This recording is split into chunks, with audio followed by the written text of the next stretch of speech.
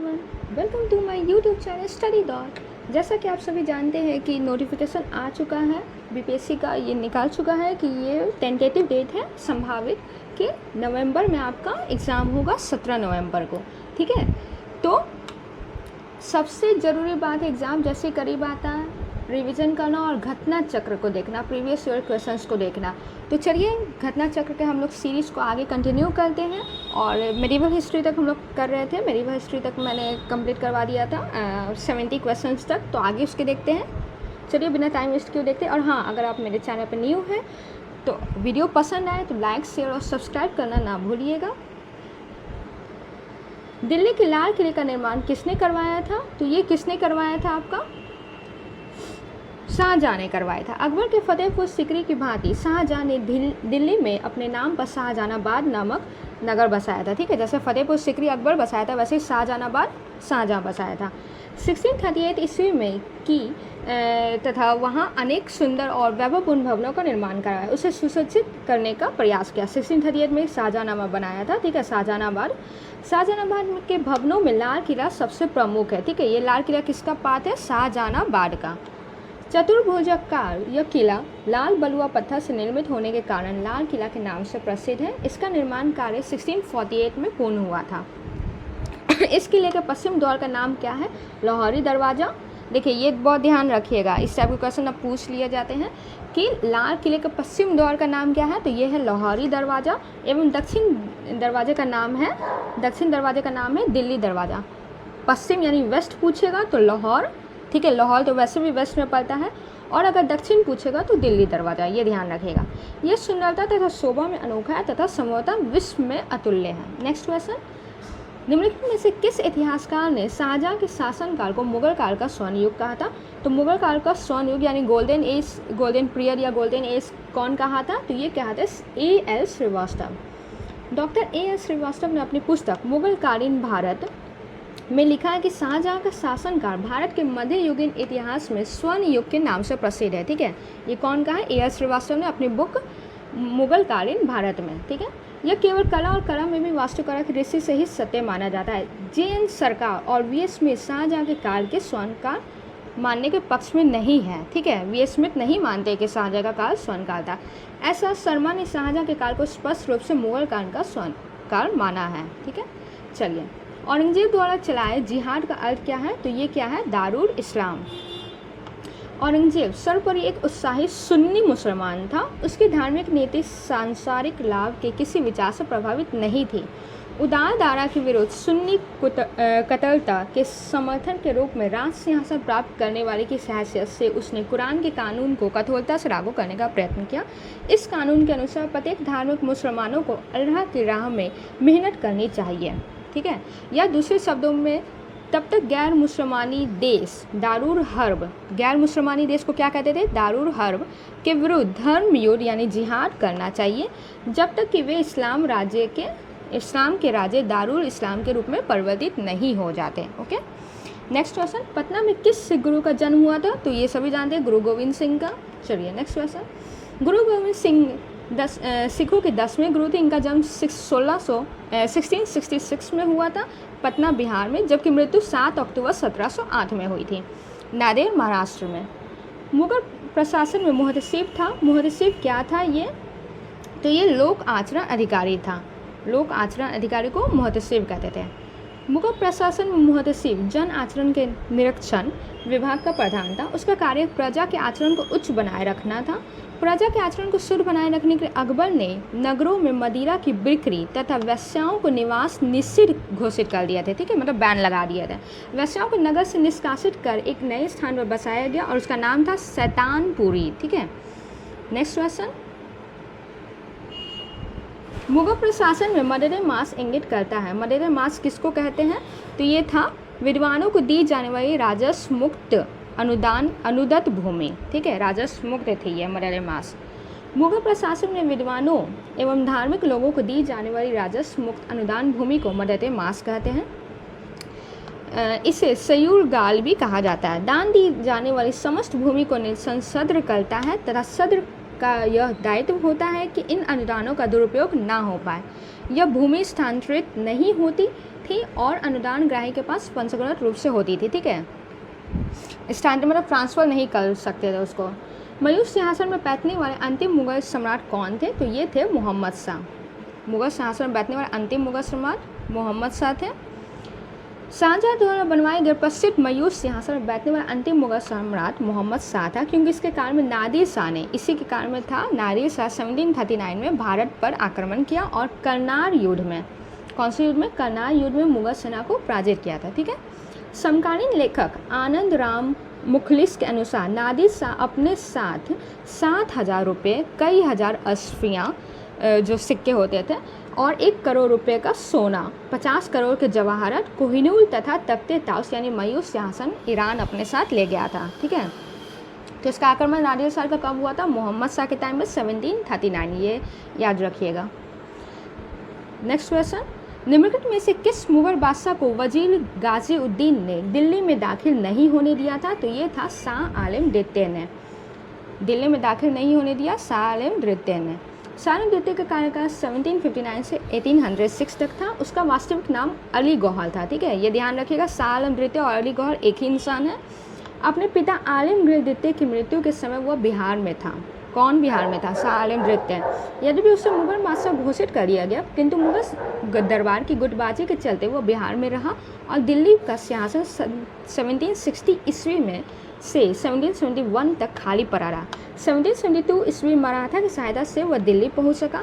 शाह आलम द्वितीय के समय में ही वह दिल्ली पर अंग्रेजों का अधिकार 1803 में हो गया था।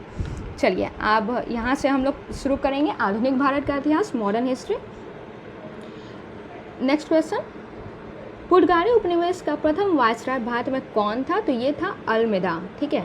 उपनिवेश का प्रथम वायसराय पूछेगा तो अल्मेदा था। भारत में प्रथम पुर्तगाली वायसराय के रूप में फ्रांसिस्को दी अल्मेदा 1505 से 9 में आया। वह 1505 में भारत पहुंचा। 1509 ईस्वी में अल्मेदा ने टर्की, गुजरात और मिस्र की संयुक्त सेना को पराजित किया। टर्की, गुजरात और मिस्र को, ठीक है। द्वीप पर अधिकार कर लिया। द्वीप पर कब्जा करने के बाद पुर्तगाली हिंद महासागर में सबसे अधिक शक्तिशाली हो गए थे, ठीक है। ये सारा आपका हिंद महासागर वाला एरिया है, अरब सागर हिंद महासागर वाले साइड का। तो टर्की, गुजरात और मिस्र की संयुक्त सेना को पराजित कर द्वीप पर अधिकार कर लिया। तो द्वीप पर कब्जा करने के बाद पुर्तगाली हिंद महासागर में सबसे अधिक शक्तिशाली हो गए। उसने अंश द्वीप में किला बनाया। कहाँ बनाया किला? अंश द्वीप में। और पुर्तगालियों के हित में कोचीन की राजगद्दी के उत्तराधिकार की समस्या का समाधान किया। नेक्स्ट क्वेश्चन, बंगाल की खाड़ी में समुद्री डकैती हेतु हुगली का उपयोग कौन करता था? तो ये कौन करता था? आपका पुर्तगाली ही करते थे। पुर्तगालियों द्वारा हुगली को बंगाल की खाड़ी में समुद्री लूटपाट के अड्डे के रूप में इस्तेमाल किया जाता था। कहाँ से करता था? हुगली, बंगाल से, ठीक है। निम्नलिखित अंग्रेजों में से किससे जहांगीर ने खान की उपाधि से सम्मानित किया था? तो किसको किया था? ये हॉकिंस को किया था। उसके दरबार में आया था।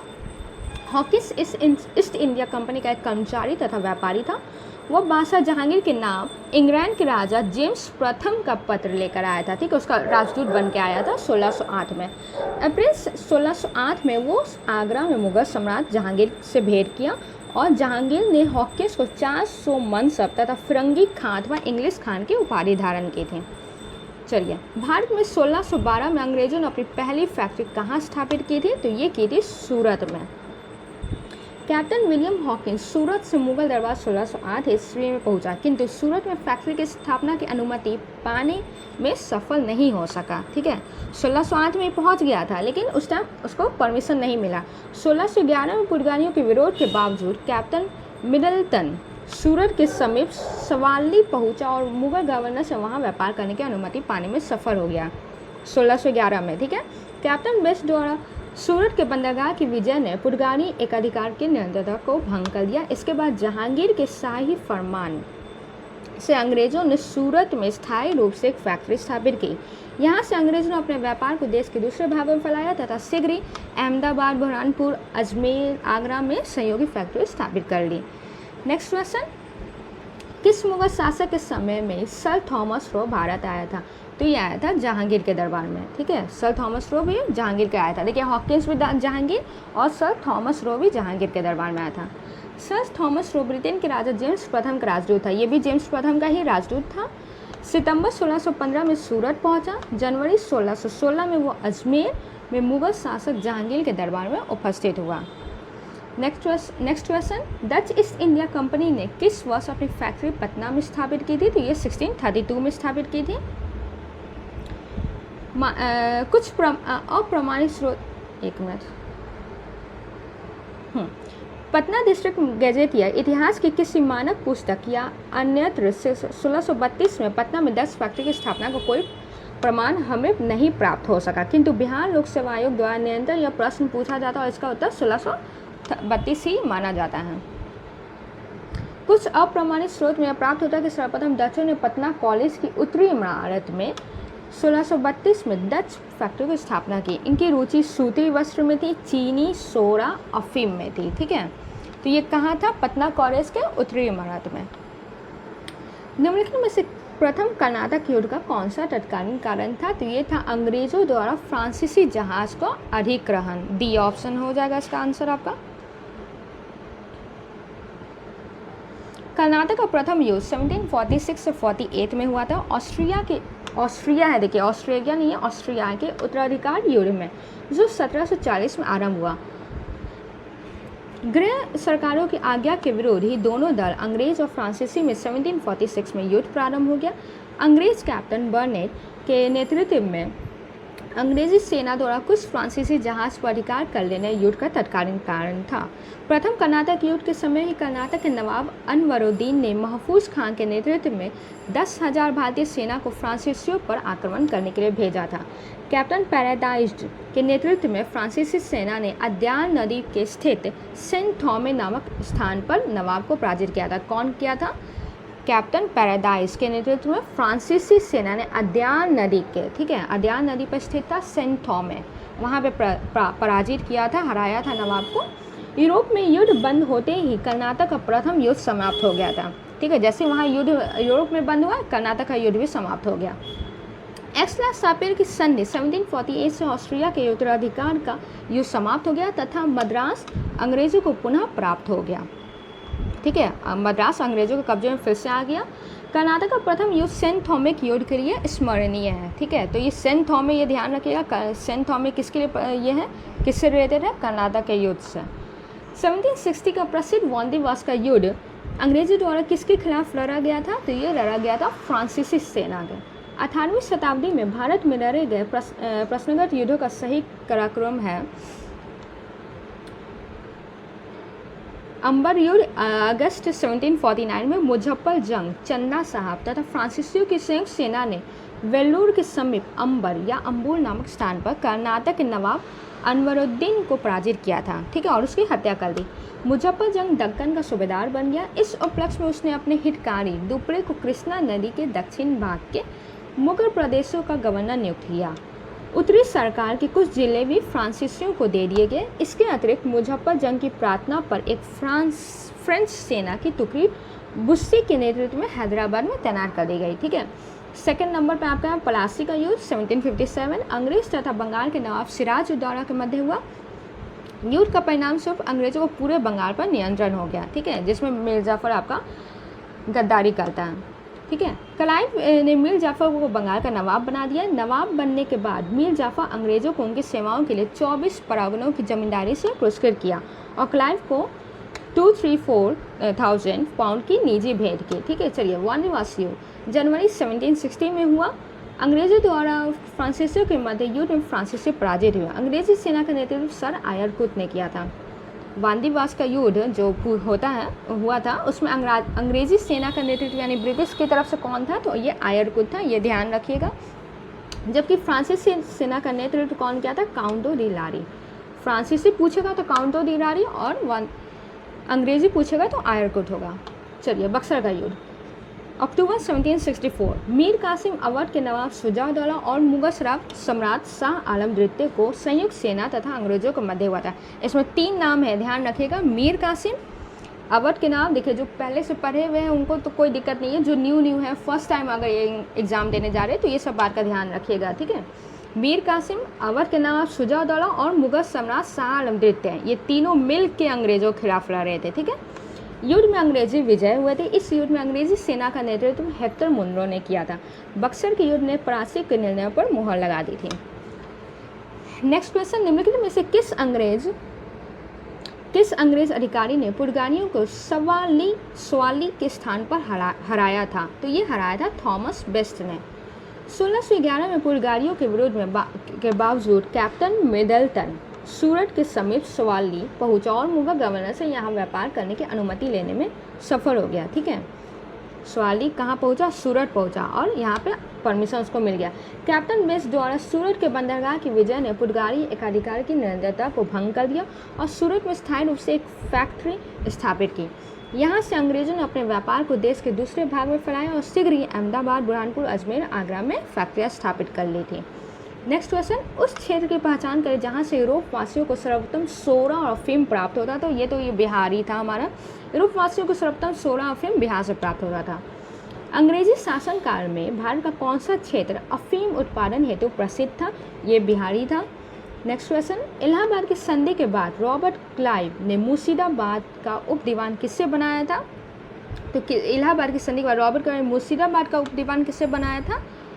मोहम्मद रजा खान। ठीक है, चलिए देखिए, इलाहाबाद की दूसरी संधि अगस्त 1765 के अनुसार भगोड़े सम्राट शाह आलम को अंग्रेजी सेक्शन में ले लिया गया था। ठीक है, शाह आलम ने अपने 12 अगस्त के फरमान द्वारा कंपनी को बिहार, बंगाल, उड़ीसा की दीवानी स्थायी रूप से दे दी गई थी। ठीक है, ये इलाहाबाद की देखिए दूसरी संधि के तहत मिला था, ये ध्यान रखिएगा, जिसके बदले कंपनी सम्राट को 26 लाख रुपये देगी और निजामत के व्यय के लिए 53 लाख रुपये देगी। इस समय कंपनी सीधे कर संग्रह करने का भार ना तो लेना चाहती थी, ना ही उनके पास ऐसी क्षमता थी। ठीक है, मतलब खुद से वो टैक्स कलेक्ट करने का ये खो दिया था।